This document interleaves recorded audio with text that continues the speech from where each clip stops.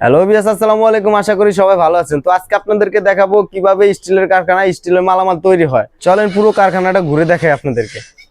তো দেখুন, এদিকে প্রথম ডিপ দেওয়া হয়, এটা ডিপ। এদিকে এদিকে চায়না মগের ডিপ দিতেছে।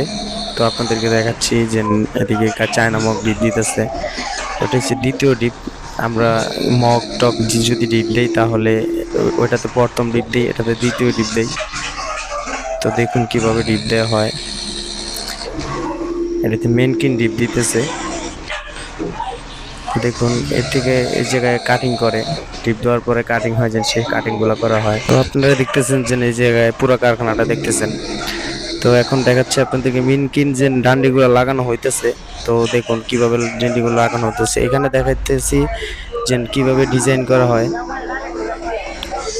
যে পুরো কারখানাটা এখন এই যে পালিশ ঘরে নিয়ে আসছে আপনাদেরকে, দেখুন পালিশ ঘরে এখানে পালিশ করা হয়। সবাই বসে রয়েছে।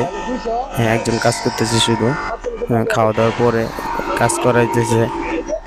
হ্যাঁ, ওদিকে সে উপরে সিজন সবকিছু গোছানো হয়, মানে প্যাকেটিং করা হয় সবকিছু উপরে। তো নিচে যে স্পিনার, দেখুন স্পিনারে কাঁসা টানতেছে, কাঁসা টানতেছে, আর এই সাইডে পাতিল টানে। ওদিকে আমাদের পুরো কারখানাটার ভিতরে অনেকগুলো